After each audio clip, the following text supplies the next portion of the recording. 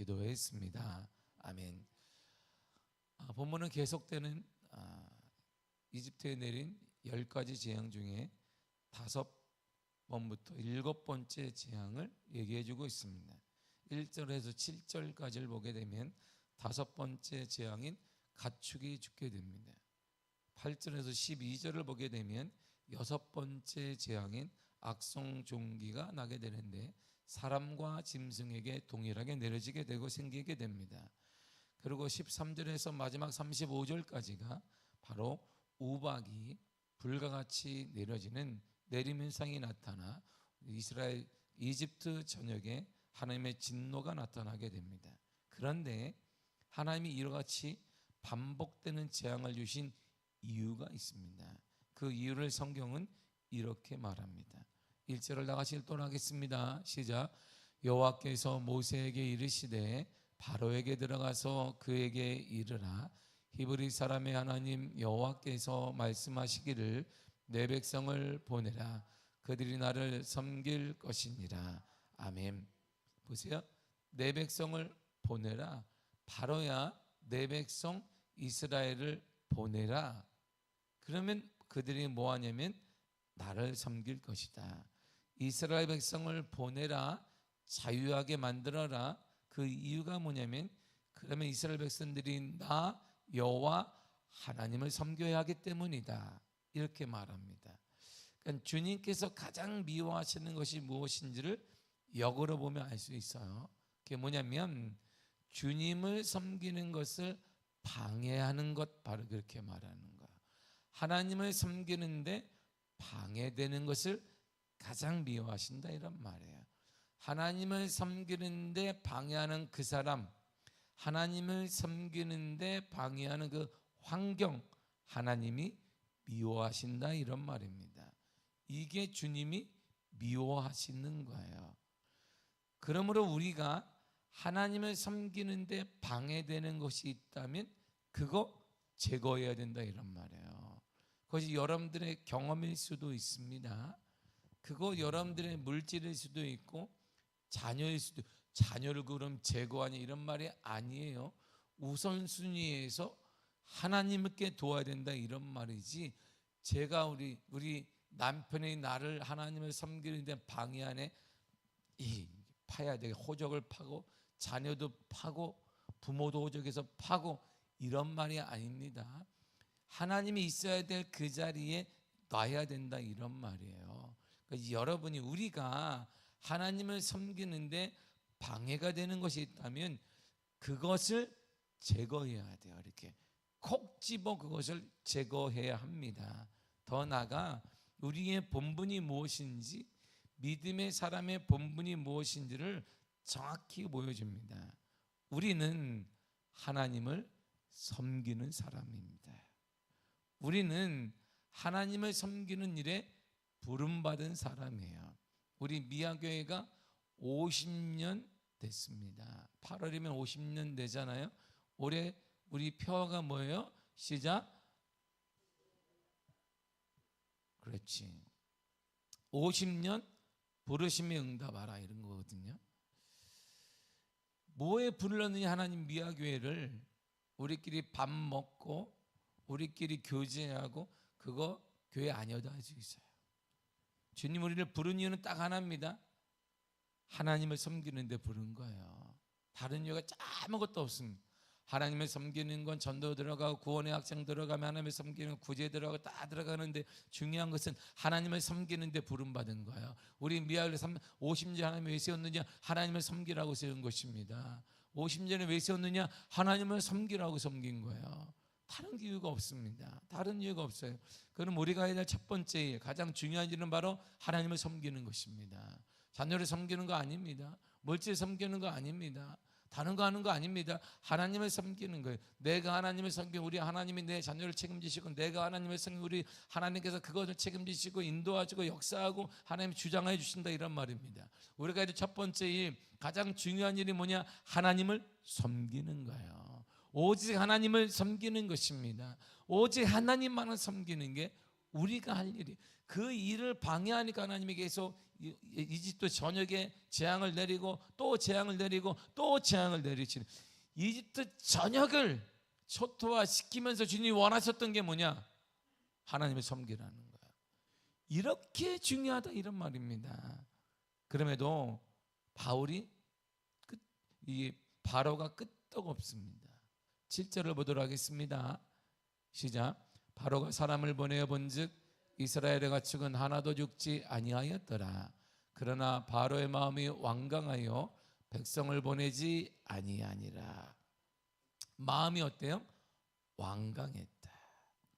이 완강하다는 뜻은 카바드라는 동사에서 나왔는데 무겁다, 쉽게 변하지 않는다, 이런 뜻입니다. 한 번 작정한 것을 쉽게 포기하지 않는, 이를 꽉 무는, 나는 안 변해, 나는 끄떡없어, 이게 완강하다는 뜻입니다.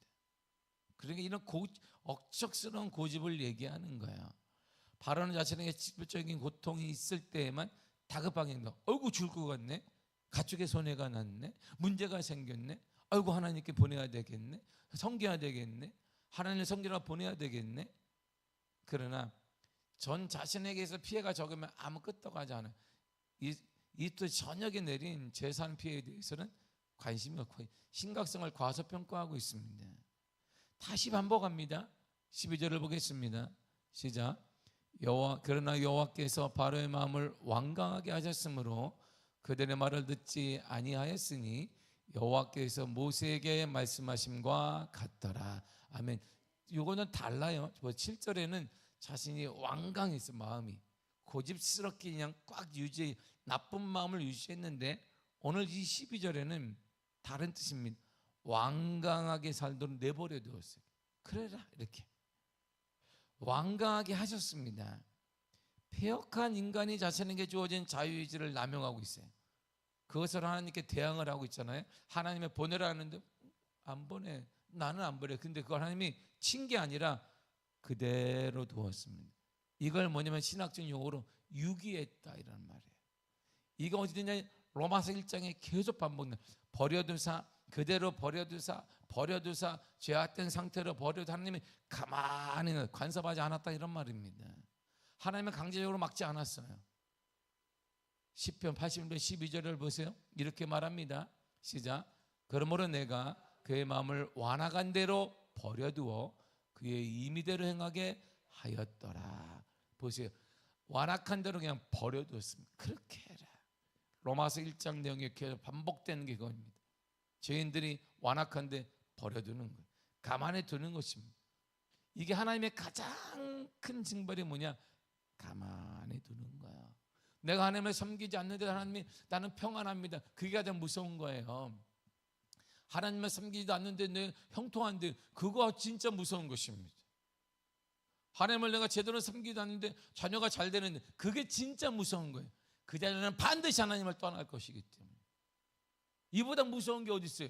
세상에 출세하면 되지 않습니까? 그런 사고를 가지면 주님 슬프지. 주님 얼마나 슬프겠어요. 세상에 잘 살면 이 땅 살아봐야 100년도 안 돼. 영원한 우리 하늘나라에 할렐루야. 부활의 소망이 우리에게 있는데 어떻게 비교해? 근데 이 세상 좀 됩니다. 하나님, 정말 하나님 무서운 건 그런 자녀를 가만히 두는 거예요. 그런 가정을 가만히 두는 거예요. 이렇게 하나님 없이 성공하는 거, 그게 가장 무서운 거예요. 하나님 없이 잘 되는 것보다 무서운 게 없어요. 왜? 하나님이 안 보이기 때문에. 짧은 인생의 성공, 이것 때문에 하나님이 영원한 하나님과 더불어 사는 것을 포기하는 것, 이것보다 무서운 건 없습니다. 이것을 하나님이 바로에게 하는 것을 가만히 두었어요. 그래, 완강하게 하셨다. 완강하게 하신 거예요. 다시 마지막 절도 이렇게 끝나요. 35절 읽겠습니다. 시작. 바로의 마음이 완악하여 이스라엘 자손을 내보내지 아니하였으니 여호와께서 모세에게 말씀하신과 같더라. 바로의 마음이 어떻게 됐다? 완악했다. 자, 시작부터 끝까지 뭐예요? 완악했다. 완강했다. 완악했다. 그래서 성경은 저와 여러분들에게 이렇게 말해요. 충고를 해요. 이스라엘 백성들아, 지금 미아교의 성도들아, 잘 들어라. 시편 95편 8절을 보겠습니다. 시작. 너희는 무리바에서와 같이 또 광야의 마사에서 지냈던 날과 같이 너희 마음을 완악하게 하지 말지어다. 너희 마음 완악하게 하면 안 돼. 왜? 거기에 하나님의 뜻이 없어요. 하나님이 같이 하지 않습니다. 완악한 자와 하나님 함께 하지 않습니다. 그게 좀 더 지나면 하나님이 완악하게 내버려 둘 거예요. 그래, 이게 정말 무서운 거예요. 하나님이 없는데, 하나님을 등진 게 가장 완악한 것인데 잘 살아. 이거 진짜 무서운 거예요. 괜찮은데요? 그렇게 말하면 정말 마음 아프지. 주님에 대해서 정말 모르는 것이, 무지한 것이지. 이게 참, 그래서 주님이 말씀하시는 거예요. 너희 마음 완악하게 하지 마라. 그 가운데 내가 없단다. 그 속에 내가 동행하지 않는다. 완악하게 하면 안 돼. 그리고 완악한 마음 자체가 뭐냐? 완악한 마음 이퀄 3 더하기 2는 뭐예요? 너무 어렵나 이 새벽에? 3 곱하기로 해야 되나? 375 곱하기 245만 8,850은 모르겠지. 3 더하기 2는 5예요. 이게 이꼴이잖아요. 이꼴. 이렇게 똥 두 개가. 보세요. 완악 이꼴. 여기 박스를 딱 쳐놨어요. 완악과 똑같은 말이 있다. 이런 말이에요. 성경이 이렇게 정확히 얘기해요. 완악과 똑같은 말이 있어. 뭘까요? 잠언서 28장 14절입니다. 시작. 항상 경외하는 자는 복되거니와 마음을 완악하게 하는 자는 재앙에 빠지리라. 자, 완악 이꼴 뭐예요? 재앙이에요. 이 자체가 재앙이야. 재앙. 이게 똑같은 다른 단어가 뭐냐? 재앙이에요. 바로가 완악하냐, 그게 뭐가 따라요? 재앙이 따르지. 가장 큰 재앙이 뭘까요? 여러분, 성경의 가장 큰 재앙이 뭐예요? 바로 아담과 하와가 에덴 동산에 쫓겨난 거예요. 쫓겨나는 뜻이 뭘까요? 하나님과의 단절이 딱 끝나는 거예요. 이스라엘 백성뿐만 아니라 믿음의 사람의 가장 큰 재앙이 뭐냐면 하나님과의 단절이 딱 끝나는 거예요. 기도하는데 하나님의 음성이 없어요. 내가 열심히 가슴을 치며 눈물을 흘리며 하는데 하나님은 아무런 반응이. 그게 어디 나타나요? 창세기 16장 17절에 나타나요. 아브라함이 하나님께서 말씀하셨어요. 아브라함아, 너를 통해서 내가 자녀를 줄 거야. 하늘의 별을 봐라, 바다의 모래를 봐라. 그게 아니야. 그랬더니 아닙니다. 내 나이가 지금 나이가 많습니다. 그래서 하갈을 통해 이스마엘을 낳았는데, 근데 86세에 낳았어요. 근데 성경은요, 창세기 16장과 17장 사이에 13년이 없습니다. 갑자기 이스마엘 낳자마자 99세가 돼서 다시 아브라함이 딱 등장해. 13년간 뭐 했을까요? 하나님이 닫아버렸어요. 아브라함이 그렇게 친근했던 아브라함, 가라, 가나안 땅으로 가라. 예, 거기 가면 된다. 다시 힘들지? 이집트로 내려가라. 네. 그랬던 아브라함에게 하나님이 문을 딱 닫은 게 13년이에요. 얼마나 답답했을까요? 여러분, 하늘나라 가면 물어봐요. 아브라함한테 얼마나 답답했냐고. 답답했겠죠. 답답했을 거예요. 우리에게 가장 큰 재앙이 뭐냐면 하나님과 단절이 끊어지는 거예요. 하나님과의 단절이 끊어지게 만드는 그게 사단인 것이죠. 그래서 아브라함을 통해서나 아담과 하와를 통해 에덴에 쫓겨났다는 그 사실은 하나님과 단절이 다 끝나는 것입니다. 그래서 신명기 28장 보면 축복과 저주의 장에 저주의 첫 번째가 뭐냐? 하나님과의 영적 단절이 딱 끝나는 것입니다. 근데 우리를 보세요. 우리 가정과 가문을 보세요. 지금 하나님과 영적 단절이 하나님과의 진실한 교제가 세대가 거듭날수록 이어져 가느냐, 이게 축복이고 또한 저주일 수 있다, 이란 말이에요. 이게 세상에서 잘 사느냐 못 사느냐, 그럴 수 있습니다. 방 2개짜리 사느냐 3개짜리 사느냐 하나짜리, 그럴 수 있습니다. 좋은 차 사느냐 나쁜 차 타느냐, 그럴 수 있습니다. 아파트 사느냐 빌라 사느냐 아니면 어디 사느냐, 그럴 수 있습니다. 그러나 그건 아무것도 아닌 거예요. 진정한 우리의 축복과 저주는 하나님과의 단절에 있고 회복에 있으며 하나의 영적 교제에 있는 것입니다. 영적 교제가 진정한 축복인 것이에요. 하나님과 교제되고 있다면 그것은 축복받은 것입니다. 여러분들은 축복받은 것이고 여러분들의 자녀는 복을 받은 것이며 여러분들의 가정은 축복의 가정이 될 것입니다. 그래서 우리 교회가 이 새벽에도 모여서 기도하는 것은 축복의 살아 역동하는 하나님과 교제하는 교회가 되기를 바라기 때문이에요. 그래서 이 아침에 오신 여러분들은 축복합니다. 할렐루야. 제명대로 사시기를 바랍니다. 제명대로 할 때 건강하시기를 축복합니다. 이게 하나님이 우리 지금 복이에요. 재앙에 빠지지 않아요. 완악하지 않은 자는 재앙에 절대 빠지지 않습니다.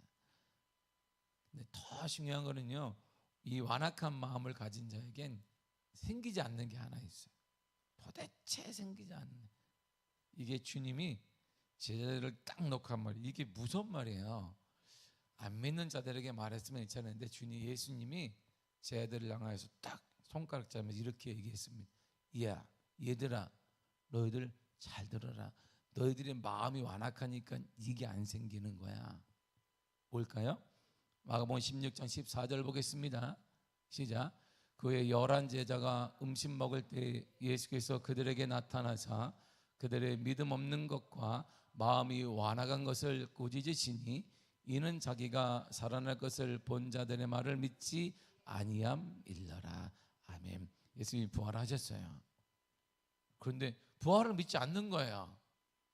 여인들이 와서 얘기했습니다. 주님이 부활했습니다. 주님 우리에게 말씀하신 그대로 부활했습니다. 대제사장과 서기관들에게 죽임을 당하고 3일 만에 부활하고 말씀하시는데 그분이 부활했습니다. 그러니까 그들이 믿지 않았어요. 믿지 않음이 뭐냐? 완악하기 때문이야. 얘들아, 누구에게 한 말이에요? 제자들에게 한 말이에요. 제자들 어떻게 완악해요? 제자들보다 큰 믿음과 제자들 주님 사랑하는 마음이 어디 있어? 근데 믿음 없는 것은 완악한 것이고 완악한 자에게는 믿음이 없어요. 그러니까 믿음이 없으니까 어떤 일이냐? 내 믿음대로 될지어다. 믿음의 역사와 믿음의 기적과 은혜가 나타나지 않는 것입니다. 사랑하는 성도 여러분, 완악은요 믿음이 생기지, 완악한 마음을 가진 자는 믿음이 생기지 않아요. 이 완악한 마음, 돌밭이 가득 거친 땅이 있어요. 그 기경해야 돼.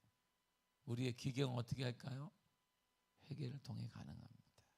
가슴을 치며 주님 우리를 만져 주옵소서. 우리를 용서하여 주옵소서.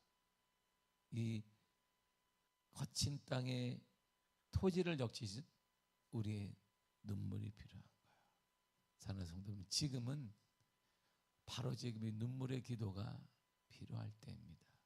우리 가정을 향한, 우리 다음 세대를 향한, 이 한국 교회를 향한, 이 지역을 향한, 나 자신 우리 가문을 향한 눈물의 기도가 필요한 거예요.